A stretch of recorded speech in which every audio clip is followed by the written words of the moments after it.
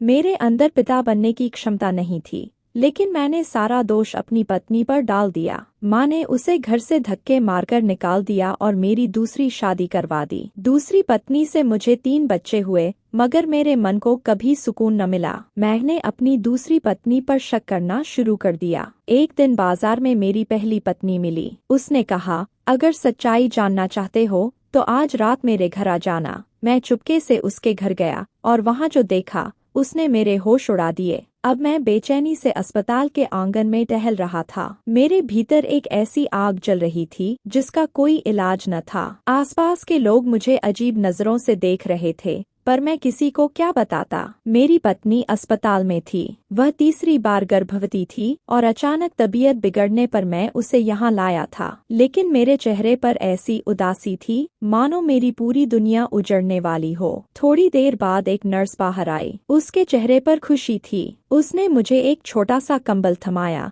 जिसमें एक नन्हा सा मासूम लिपटा था। नर्स बोली, बधाई हो, आपके यहाँ बेटा हुआ है और आपकी पत्नी भी बिल्कुल ठीक है। उसकी बात सुनते ही मेरा चेहरा सफेद पड़ गया, जैसे सारा खून निचुड़ गया हो। मैंने ठंडी नजरों से उस बच्चे को देखा जो मेरी गोद में था।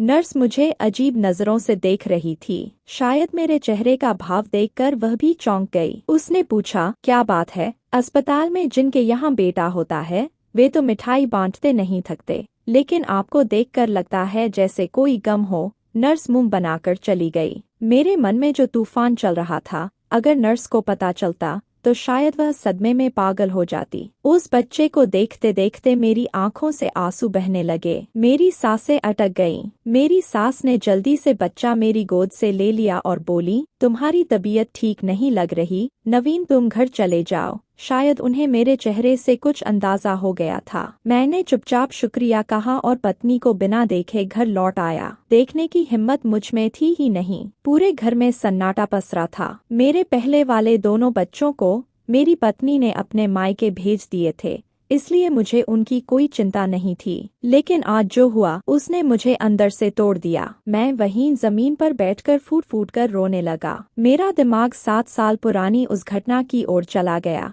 जिसने मुझे आज इस मोड़ पर लाकर खड़ा किया। उन दिनों मैं कॉलेज से नया निकला था। जवानी का जोश और पिता के पैसे का नशा ऐसा था कि मुझे लगता था मैं हवाओं में उड़ रहा हूँ। दोस्तों ने हिल स्टेशन जाने का प्लान बनाया तो मैं खुद को रोक न सका। मैंने माँ से बात की, पागल हो गया है क्या? अगले हफ्ते तेरी शादी है और तू हिल स्टेशन जा रहा है? शादी के बाद अपनी पत्नी के साथ जाना, दोस्तों के साथ अब क्या घूमना? माँ ने मुझे डांट दिया, लेकिन मैंने मुंह फुला लिया। मुझे इस जबरदस्ती की शादी में कोई दिलचस्पी नहीं थी। मैं अपनी जिंदगी अपने तरीके से जीना चाहता था। माँ के मना करने के बावजूद मैं दोस्तों के साथ हिल स्टेशन चला गया। हिल स्टेशन की खूबसूरत वादियों में दिन रात घूमते हुए हमने खूब मस्ती की। जेब में पैसे थे, सेहत अच्छी थी और मुझे लगता था कि दुनिया मेरे कदमों तले है। तीसरे दिन मेरे दोस्त मेरे कमरे में आए। अरे, तू यहीं बैठा है? जल्दी चल, पीछे पहाड़ों में एक जंगल है जो ऊपर की ओर जाता है। बहुत खूबसूरत जगह है। टूर गाइड ने वहां जाने से मना किया था, लेकिन हम कब किसी की सुनते हैं।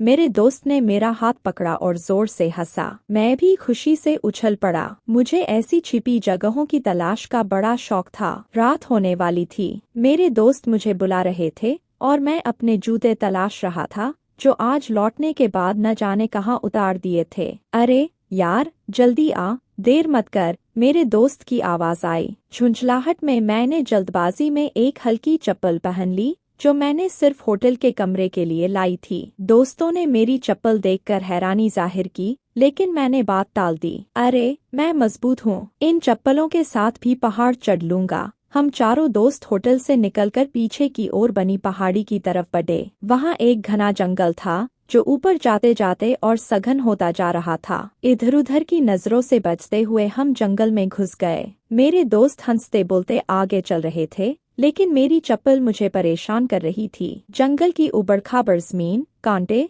और पत्थर मेरे पैरों को चोट पहुंचा रहे थे। फिर भी मैं नहीं चाहता था कि दोस्तों को मेरी तकलीफ पता चले, इसलिए चेहरे पर मुस्कान सजाए मैं तेजी से आगे बढ़ता रहा। जंगल और घना हो चला था। मेरे पैरों में पसीना छूटने लगा। और चप्पल फिसलने लगी। तभी मेरे दोस्तों ने मजाक में पीछे मुड़कर कहा, क्या बात है नवीन, बूढ़ा हो गया है क्या जो इतना धीरे चल रहा है। मुझे थोड़ी शर्मिंदगी महसूस हुई। मैंने सीना तानकर कहा, बूढ़े होंगे तुम, अभी देखो मैं तुम्हें अपनी असली ताकत दिखाता हूँ। और 2 कदम तेजी से आगे बढ़कर मैं उनसे आगे निकल गया, यह जाने बिना कि वे तो सिर्फ मजाक कर रहे थे। अब हम पहाड़ी की चोटी पर पहुंच चुके थे, जिसके दूसरी तरफ एक गहरी ढलान थी। चोटी पर पहुंचते ही मैं अपना संतुलन खो बैठा। पसीने से भीगी चप्पल फिसल गई और मैं ढलान पर लुढ़कता चला गया। मेरे दोस्त घबरा गए, वे तो बस मुझे डराना चाहते थे, लेकिन मुझे पेड़ों और पत्थरों से टकराते देख वे भी डर गए और मेरे पीछे दौड़े।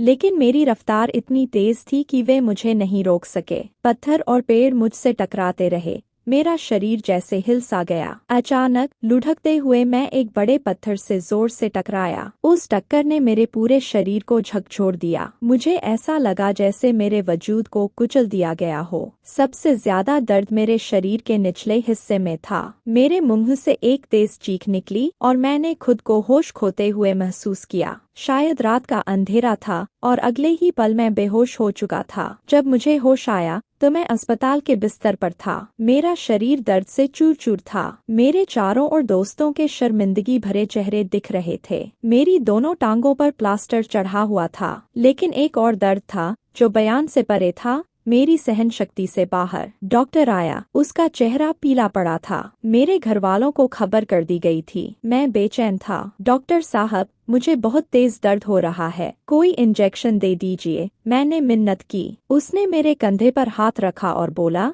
दर्द तो होगा, तुम्हारा पूरा शरीर बुरी तरह जख्मी है, कई नसें कुचल गई हैं, 1 हफ्ते में तुम ठीक हो जाओगे। मेरे दिमाग में जैसे बम फटा। 1 हफ्ते बाद तो मेरी शादी थी। तभी मेरी नज़र मेरे माँ बाप पर पड़ी, जो परेशान चेहरों के साथ अस्पताल में दाखिल हो रहे थे। माँ ने मुझे गले लगाया, लेकिन किसी ने कुछ नहीं कहा। शायद उन्हें अंदाजा हो चुका था कि मेरा बहुत नुकसान हो चुका है। मेरे माँ बाप ने शादी टाल दी। मेरे ससुराल वाले नेक और समझदार थे। उन्होंने मेरी हालत देखकर कोई जोर नहीं दिया, बल्कि खुद भी परेशान हो गए। कुछ महीने गुजरे और मैंने मुश्किल से सहारे के साथ चलना सीख लिया। धीरे धीरे मैं जिंदगी की ओर लौटने लगा। यह एक भयानक हादसा था जिसने मेरी जिंदगी को वीरान कर दिया था, लेकिन आखिरकार मेरी टांगें पूरी तरह ठीक हो गईं और मैं फिर से चलने फिरने लायक हो गया। घर में शादी की तैयारियां फिर से शुरू हुईं। जमीन पर अपने पैरों से चलने के ठीक 1 महीने बाद मैं दुल्हन को ब्याह कर ले आई। शादी का दिन मेरे लिए बेहद खास था। मेरी पत्नी खानदान की सबसे खूबसूरत लड़की थी। इतनी सुंदर लड़की मैंने पहले कभी नहीं देखी थी। वह सुशील और समझदार भी थी। उसने घर में आते ही जिस तरह सब कुछ संभाला, मैं दंग रह गया। मेरा लापरवाह स्वभाव हादसे के बाद ही बदल चुका था। अब मैं पिताजी के कारोबार को पूरी सावधानी से संभाल रहा था। घर में खुशियां लौट आई थीं। जब मैं घर लौटता, मेरी पत्नी खाने पीने की चीजों का ध्यान रखती और इतनी सेवा करती कि मैं भावुक हो जाता। जिंदगी में अब कोई कमी नहीं थी। फिर भी एक रात खाने की मेज पर मैंने माँ से पूछ लिया, माँ, क्या बात है, आज आप बहुत चुप चुप सी लग रही हैं। मेरे सवाल पूछते ही माँ ने गहरी सांस ली और बोली, तुम्हारे साथ नेहा की भी शादी हुई थी। आज उसके यहाँ बेटा हुआ है। तुम्हें अंदाजा है, तुम्हारी शादी को 1 साल हो गया, लेकिन तुमने मुझे अभी तक कोई खुशखबरी नहीं दी। ठीक है, जिंदगी को एंजॉय करना चाहिए, घूमना फिरना चाहिए, मगर ये सब बच्चे के बाद भी हो सकता है। अब तुम दोनों को अपनी फैमिली बढ़ाने पर ध्यान देना चाहिए। माँ की बात सुनकर मैंने हैरानी से अपनी पत्नी की ओर देखा। उसका चेहरा शर्म से लाल हो गया था। हमारी शादी को 1 साल बीत चुका था और मुझे इसका एहसास तक नहीं हुआ, लेकिन माँ इसे गलत समझ रही थी। हमने कभी जानबूझकर बच्चे न होने की बात नहीं सोची थी। शायद ये भगवान की मर्जी थी कि अभी तक हमारे घर कोई संतान नहीं हुई। माँ की बात ने मेरे दिल को झकझोर दिया। वाकई 1 साल कोई छोटा वक्त नहीं होता। अब मुझे भी इंतजार सताने लगा था। मैं हर महीने अपनी पत्नी से पूछता, कोई उम्मीद है क्या, हमारी मेहनत रंग लाई, लेकिन वो उदास होकर सिर हिला देती और मेरा दिल बोझ सा हो जाता। एक दिन ऑफिस में मेरा दोस्त मोहित खुशी खुशी मिठाई खा रहा था। मैंने पूछा, क्या बात है, ये मिठाई किस खुशी में? वो मुस्कुराया और बोला, यार, मैं बाप बन गया हूँ, बेटा हुआ है। उसकी बात सुनकर मेरे हाथ में मिठाई का टुकड़ा वैसे ही रह गया। उसकी शादी मुझसे 6 महीने बाद हुई थी और आज वो बाप बनने की खुशखबरी सुना रहा था। उस दिन मैं उदास सा घर लौटा। रात को मैंने पहली बार अपनी पत्नी से डॉक्टर के पास जाने की बात की। मेरी बात सुनकर वो मुझे कुछ देर तक देखती रही, फिर अचानक फूट फूट कर रोने लगी। बोली, आपको भी लगता है कि मैं बाज हूँ? क्या मैं माँ नहीं बन सकती? मैं स्तब्ध रह गया। मेरे मन में ऐसी कोई बात कभी नहीं आई थी। मैंने उसे समझाया, डॉक्टर को दिखाने में क्या हर्ज है। वो कुछ देर सोचती रही, फिर बोली, मेरी एक रिश्तेदार की बहन डॉक्टर है, बहुत काबिल है, मैं उसका नंबर ले लेती हूँ, हम कल उसके पास चलेंगे। मैंने सहमति जताई। अगले दिन हम डॉक्टर के पास गए। डॉक्टर ने कुछ जरूरी टेस्ट करवाने को कहा। टेस्ट करवाकर हम घर लौट आए। रिपोर्ट अगले दिन आने वाली थी। मेरी पत्नी के चेहरे पर हल्की सी खुशी थी, लेकिन जब हम घर पहुंचे तो माँ का मूड बहुत खराब था। वैसे भी इन दिनों उनका मूड कुछ उखड़ा उखड़ा ही रहता था। उन्होंने मेरी पत्नी को अनदेखा किया और मुझे प्यार से अपने पास बिठाया। माँ ने कहा, आज गायत्री आई थी, वो भी पूछ रही थी कि बहू के घर खुशखबरी क्यों नहीं आई। मैं तो लोगों के सवालों का जवाब देते देते थक गई हूँ। माफ कर दे बेटा, न जाने कैसी लड़की को तेरे लिए ब्याह लाई। अगर इसमें कोई कमी है तो तेरी जिंदगी बर्बाद करने की जिम्मेदार मैं हूँ। माँ की आंखों में आंसू देखकर मैं बहुत परेशान हो गया। उनकी बातों ने मुझे अंदर तक झकझोर दिया, लेकिन मुझे अपनी पत्नी पर पूरा भरोसा था। आखिर वो बेचारी जो बेगुनाह थी, उसे क्यों दोषी ठहराया जा रहा था। कुछ दिनों बाद टेस्ट की रिपोर्ट आई। उस दिन मेरी पत्नी के चेहरे पर खुशी थी। वह रिपोर्ट लेकर जल्दी मेरे पास आई और बोली, देखिए, सारी रिपोर्ट्स ठीक हैं, मेरे अंदर कोई कमी नहीं है। भगवान ने चाहा तो हम जल्द माँ बाप बनेंगे।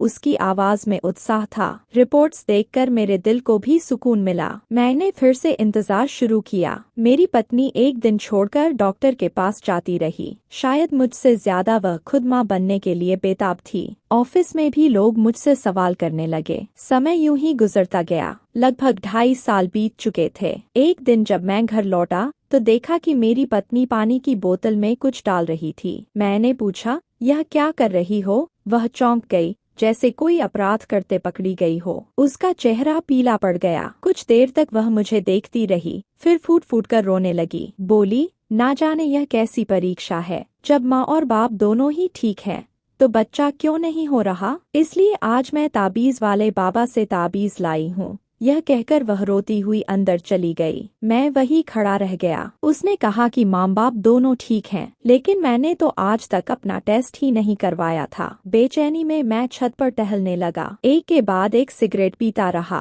बार बार यही ख्याल आ रहा था, क्या मुझे भी एक बार टेस्ट नहीं करवा लेना चाहिए? मेरी पत्नी ने तो इन 2.5 सालों में टेस्ट करवाया था और सारी रिपोर्ट्स ठीक थीं। अगले दिन मैं चुपके से अपनी पत्नी के उसी रिश्तेदार के पास गया जिसकी बहन के पास वह मुझे जांच के लिए ले गई थी। वह एक नेक और शालीन युवक था जो पेशे से डॉक्टर भी था। मैंने उससे वचन लिया कि वह मेरी मेडिकल रिपोर्ट के बारे में घर में किसी को कुछ नहीं बताएगा। उसने मेरा बारीकी से चेकअप किया और कुछ टेस्ट करवाने को कहा, लेकिन उसके चेहरे की उदासी ने मुझे पहले ही आशंका दे दी थी। जब टेस्ट की रिपोर्ट आई तो डॉक्टर ने मुझे फोन करके बुलाया। उसने गंभीर स्वर में कहा, नवीन भाई, आपके लिए कोई अच्छी खबर नहीं है। यह सुनकर मेरे पैरों तले जमीन खिसक गई। उसने पूछा कि क्या कुछ समय पहले मेरे साथ कोई बड़ा हादसा हुआ था। मेरा ध्यान उस पुराने एक्सीडेंट की ओर गया और मैंने उसे सारी बात बता दी। डॉक्टर के चेहरे पर समझदारी का भाव उभरा। उसने बताया कि उस हादसे के कारण मेरे शरीर में गंभीर क्षति हुई थी। मेरी मर्दाना शक्ति को इतना नुकसान पहुंचा था कि अब मैं पिता बनने के काबिल नहीं था। यह सुनकर मेरे सिर पर जैसे पहाड़ टूट पड़ा।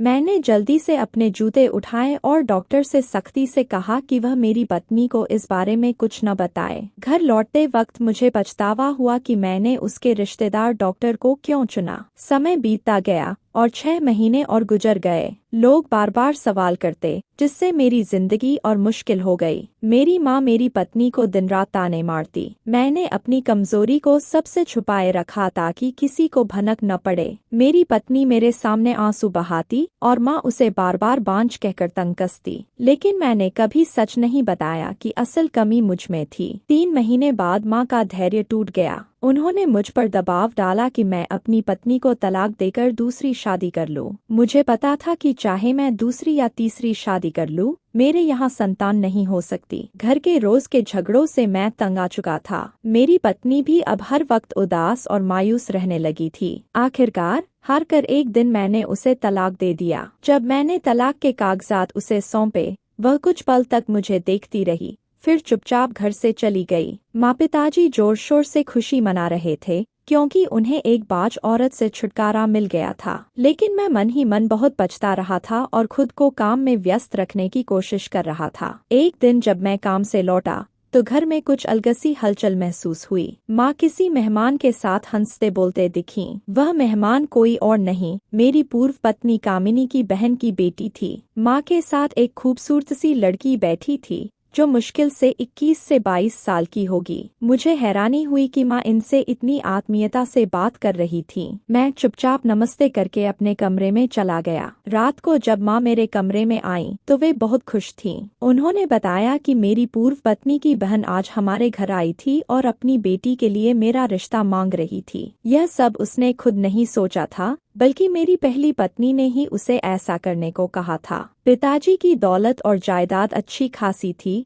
और हम शहर के एक रईस इलाके में रहते थे। माँ को लग रहा था कि यह सब सिर्फ धन और संपत्ति के लालच में हो रहा है। फिर भी वे बहुत खुश थीं। उन्हें इस बात से क्या फर्क पड़ता था कि इसके पीछे क्या मंशा है। माँ ने मेरी शादी की तैयारियां शुरू कर दी और जल्द ही मेरी नई दुल्हन रानी को ब्याह कर घर ले आईं। माँ बहुत खुश थी, लेकिन मुझे अंदर ही अंदर पता था कि इस शादी का अंजाम भी वही होगा। घरवाले औलाद की उम्मीद करेंगे और कुछ समय बाद इस पत्नी से भी निराश हो जाएंगे। रानी उम्र में छोटी और खूबसूरत थी और उसे अभी तक मेरी कमजोरी का पता नहीं था, इसलिए वह मुझ पर बहुत प्यार लुटाती थी। शादी को 3 महीने हो चुके थे। मैं हर दिन उदास मन से काम पर जाता और थककर घर लौटता, लेकिन एक दिन कुछ अनोखा हुआ। जैसे ही मैं घर पहुंचा, माँ ने दरवाजे पर ही मेरे मुंह में मिठाई का लड्डू ठूंस दिया। मैं हैरान रह गया कि यह मिठाई किस खुशी में बांटी जा रही है। माँ बेहद खुश लग रही थी। उन्होंने कहा,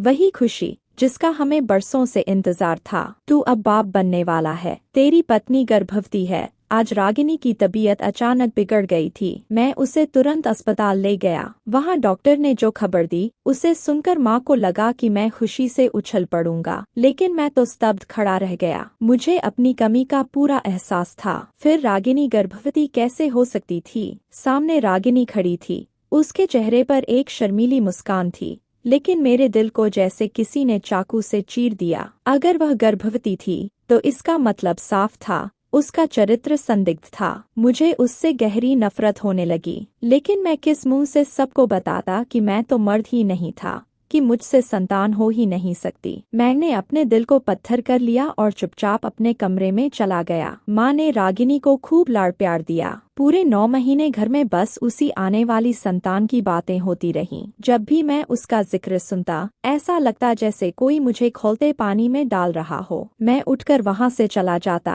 रागिनी से मेरी बातचीत लगभग खत्म हो चुकी थी। मुझे उस पर बहुत गुस्सा आता, लेकिन अपनी कमजोरी को मैं जुबान नहीं दे सकता था। आखिरकार 9 महीने बाद रागिनी ने एक प्यारे से बेटे को जन्म दिया। उसे गोद में लेते हुए मैं यही सोचता रहा कि अब मुझे किसी और की संतान को अपना नाम देना पड़ेगा। घरवाले बहुत खुश थे, लेकिन मैं चाहकर भी कुछ न बोल सका। फिर मात्र 3 महीने बाद रागिनी फिर से गर्भवती हो गई। इस बार मेरा मन किया कि मैं उसे थप्पड़ मारूं, तलाक दे दूं और उसे घर से निकाल दूं। मैं उससे ठीक से बात भी नहीं करता था। बच्चे को भी मैं प्यार नहीं दे पाता था। घरवाले हैरान थे कि आखिर मुझे हुआ क्या है। रागिनी भी परेशान रहने लगी और उसी परेशानी में उसने एक बेटी को जन्म दिया। अब मैंने हालात से समझौता कर लिया था। मुझे यकीन हो गया था कि रागिनी मुझे धोखा दे रही है, किसी और मर्द से संबंध रख रही है। लेकिन अगर मैं उसका राज खोलता तो खुद भी बेनकाब हो जाता। मैंने खामोशी ओढ़ ली। जब रागिनी तीसरी बार गर्भवती हुई तो मुझे खुद से शर्मिंदगी महसूस होने लगी। वो 9 महीने मैंने कैसे काटे, यह सिर्फ मैं ही जानता हूँ। और आज 9 महीने बाद रागिनी ने फिर एक बेटी को जन्म दिया। अपने कमरे में बैठकर मैं फूट फूट कर रोने लगा। मैं जानता था कि मेरी पत्नी का चरित्र ठीक नहीं था, फिर भी मैं मजबूर था उन बच्चों को पालने के लिए जो शायद मेरे नहीं थे। उस रात मैं शायद अपनी जिंदगी खत्म कर लेता, लेकिन तभी मेरी जेब में रखा फोन बज उठा। मैंने फोन निकाला और नंबर देखा। यह कामिनी का था। तलाक के बाद पहली बार उसने मुझे फोन किया था। मेरे हाथ कांप रहे थे। जब मैंने फोन उठाकर कान से लगाया तो वह मुझे बच्चे की बधाई दे रही थी। उसकी आवाज में जैसे गुस्सा था। फिर वह बोली, नवीन, मेरे घर आ जाओ। मैं जानती हूँ तुम क्यों परेशान हो। तुम्हारी परेशानी का हल सिर्फ मेरे पास है। मैं किसी मशीन की तरह उठा, गाड़ी में बैठा और थोड़ी देर में उसके घर पहुंच गया। वह अपनी माँ के घर रहती थी। मैंने दरवाजे पर दस्तक दी और अंदर गया। कामिनी सामने खड़ी थी, चेहरे पर मुस्कान लिए। उसे देखकर ऐसा नहीं लग रहा था कि उसे कोई दुख है। उसने तंज कसते हुए कहा, क्या बात है नवीन, तुम तो औलाद के लिए तरसते थे। अब तुम्हारे 3 बच्चे हैं, फिर भी चेहरे पर उदासी क्यों? मैंने शर्मिंदगी में सिर झुका लिया। उसने कहा, मैं सच जानती हूँ। मैंने चौंक कर सिर उठाया। तभी कमरे के खुले दरवाजे से एक आदमी अंदर आया। उसे देखते ही मैं अनायास खड़ा हो गया। वह मुस्कुराते हुए मेरी ओर बढ़ रहा था। मैं स्तब्ध था, क्योंकि वह कोई और नहीं, वही डॉक्टर था जिसने मुझे बताया था कि मैं कभी पिता नहीं बन सकता। वह कामिनी का रिश्तेदार था, लेकिन वह वहाँ क्या कर रहा था? कामिनी उससे बहुत बेझिझक अंदाज में मिल रही थी, जैसे उनके बीच कोई गहरा रिश्ता हो। वह बोली, तुम हमें साथ देखकर हैरान हो ना? कई बातें हैं जो तुम्हें नहीं पता। शायद मैं तुम्हें कभी न बताती, लेकिन अब मुझे तुम पर तरस आता है।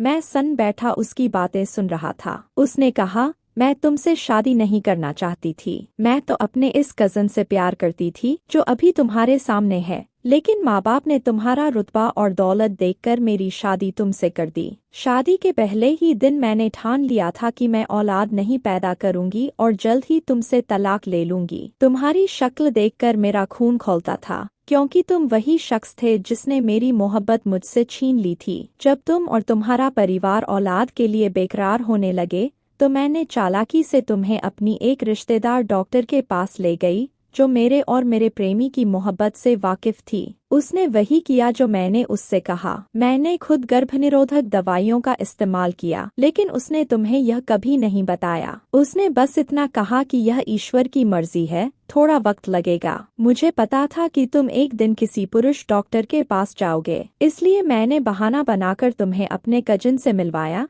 और उसने जानबूझकर कह दिया कि तुम कभी बाप नहीं बन सकते, जबकि यह सरासर झूठ था। इसके बाद तुम्हें यकीन हो गया कि तुम्हारी मौजूदा पत्नी से जो बच्चे हैं वे तुम्हारे नहीं हैं, लेकिन सच तो यह है कि वे बच्चे तुम्हारे ही हैं। तुमसे तलाक लेने के बाद मुझे तुम पर तरस आया। तुम धनवान थे, नेकदिल और अच्छे इंसान थे, इसलिए मैंने अपनी बहन से कहकर उसकी बेटी का रिश्ता तुमसे करवा दिया। अब तुम्हारी दूसरी शादी को कई साल हो चुके हैं और शायद तुम्हें यह नहीं पता कि मैं और मेरा वही कजिन अब शादीशुदा हैं। लेकिन दुख की बात यह है कि हर तरह से ठीक होने के बावजूद हमारे कोई संतान नहीं हुई। शायद यह मेरे धोखे और साजिश की सजा है। उस दिन मेरी पूर्व पत्नी की आंखों में आंसू थे और मैं पत्थर की तरह खड़ा था, जैसे मेरे शरीर से सारा खून निकल गया हो। वो मुझसे माफी मांग रहे थे। उन्हें लगता था कि मेरी माफी से शायद उन्हें संतान सुख मिल जाए, लेकिन मेरा दिमाग तो उन बीते सालों में खो गया था जो सिर्फ धोखे और पछतावे से भरे थे। मेरी आंखों से आंसू बहने लगे। मैंने इस पत्नी के लिए सब कुछ किया था, लेकिन उसने मेरे साथ क्या किया? मैंने आंखें बंद कर ली। अब मैं इस नफरत और बदले की कहानी को खत्म करना चाहता था। भगवान ने मुझे एक सच्ची और नेक पत्नी दी, जिसने मेरे बुरे रवैये और नफरत के बावजूद मेरा साथ कभी नहीं छोड़ा। मेरे 3 बच्चे हैं, जिन्हें मैंने कभी अपना नहीं माना। मेरे दिल में गुस्सा और नफरत का बोझ था, लेकिन आखिरकार मैंने अपनी पत्नी और उस डॉक्टर को दिल से माफ कर दिया, जिनके बारे में मुझे गलतफहमी थी। जब मैंने यह फैसला लिया तो ऐसा लगा जैसे मेरे दिल से एक भारी बोझ हट गया। मैं सीधा अस्पताल पहुंचा, जहां मेरी पत्नी भर्ती थी। मुझे देखकर वह हैरान रह गई। मैंने उसका हाथ थामा और वादा किया, अब मैं तुम्हारा और बच्चों का पहले से कहीं ज्यादा ख्याल रखूंगा। मेरे ये शब्द सुनकर उसके चेहरे पर मुस्कान लौट आई। उस पल मुझे लगा जैसे जिंदगी आज सबसे खूबसूरत हो गई हो। इस कहानी का मूल संदेश है कि माफी और सच्चा पश्चाताप इंसान के दिल को हल्का कर सकता है और जिंदगी को और बेहतर बना सकता है। यह हमें सिखाती है कि चाहे धोखा या नफरत कितनी भी गहरी क्यों न हो, सच्चे पश्चाताप, माफ़ी और रिश्तों की कदर से इंसान न सिर्फ दूसरों को बल्कि खुद को भी सुकून दे सकता है। बीती गलतियों को पीछे छोड़कर आगे बढ़ना ही जिंदगी की असली जीत है। तो दोस्तों, इस कहानी के बारे में आपकी क्या राय है, हमें कमेंट में ज़रूर बताएं। अगर कहानी पसंद आई तो चैनल को सब्सक्राइब करें और वीडियो को लाइक करना न भूलें। फिर मिलेंगे एक नई